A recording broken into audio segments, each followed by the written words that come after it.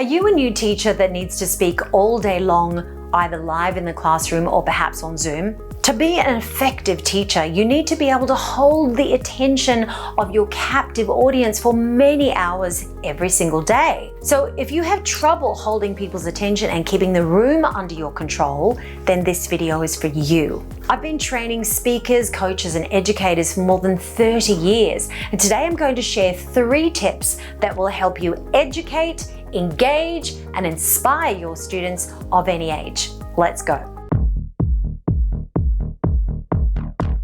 Q&A Tuesday, all your voice questions answered.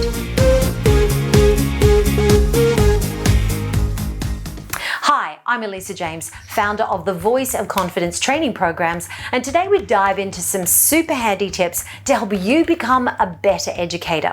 Tip 1. Setting the tone. One of the most important skills for any speaker or presenter to master is the opening. You have to set the tone. Your audience needs to see that you're confident and have the authority to command the room. The way you walk into the room, the way you stand, and the way you open your teaching session. Students can see, hear, and feel when you're not in charge.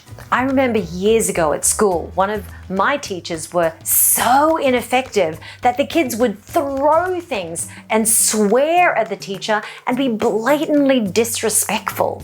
It was embarrassing to watch because the teacher had absolutely no control over the room. And the worst part is that I almost failed that class because of all the disruptions. So to avoid this, I want you to take control immediately.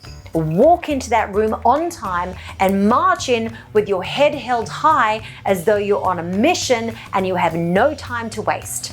Now next, you're going to know exactly what you're going to do to open the lesson, what you're going to teach, what you expect from the students, and what outcomes they will achieve by the end of the lesson. If you walk into that room with an air of confidence, organized and well prepared, you will give the right impression right off the bat and be able to set your expectations clearly and succinctly.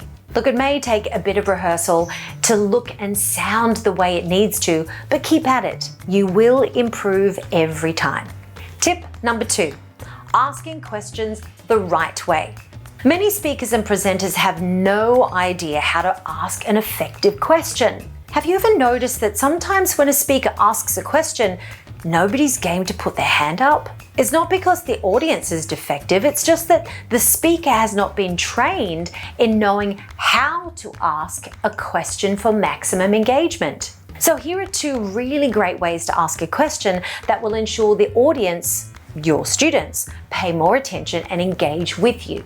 The first way to ask is what I call a bounce question. This is where you bounce the attention over to your audience so you have them thinking about something that you said, which means that they're really paying attention. A bounce question is simply this: a question that you know they will probably say yes to. Here are some examples for you in the context of a classroom. Okay, guys, if I offered you $100 right now for free, would you take it?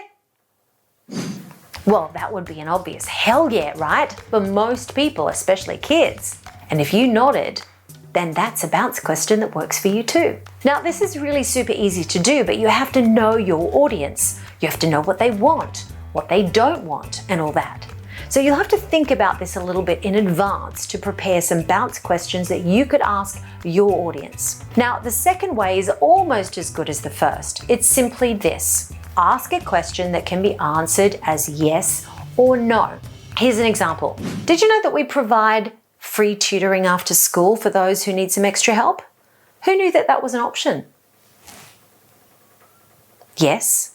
Another simple one is this: do you like math? Yes, put your hand up. Okay, who hates math? You see, when you're engaging with them about your content, they're paying attention. You don't ask an open-ended question because the students will go off into their own head and start to daydream about the answer. Now, you've lost them. So stick to yes and no questions only. Super simple. Tip number 3, breaking the energy of the room.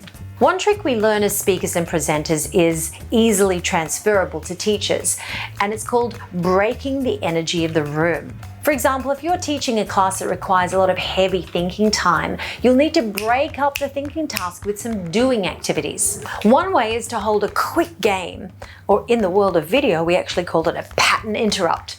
In other words, something completely different to the mentally draining activity you're currently doing. One simple game is called match pairs, and it goes like this. Okay, everyone stand up at your desk. Now, I want you to go and find someone with exactly the same height as you and stand next to them. Now, you can have 2 or more people in a corner if you like. Next, I want you to go and find someone with the same hair color as you and go and stand next to them. And lastly, I want you to find someone who likes the same food as you. Go! These types of games are called theatre sports or improv games. There are literally hundreds of these types of games suitable for any age of player. It breaks up the energy and adds some fun and excitement to the room and brings everyone in focus and back together. As a bonus, you're actually creating more teamwork and camaraderie as well to the classroom experience. So try those and let me know in the comments below how it all goes. I cannot wait to hear. If you're a teacher and need some more tricks and tips on how to improve your speaking skills, check out the free guide below in the description. I'll see you next time.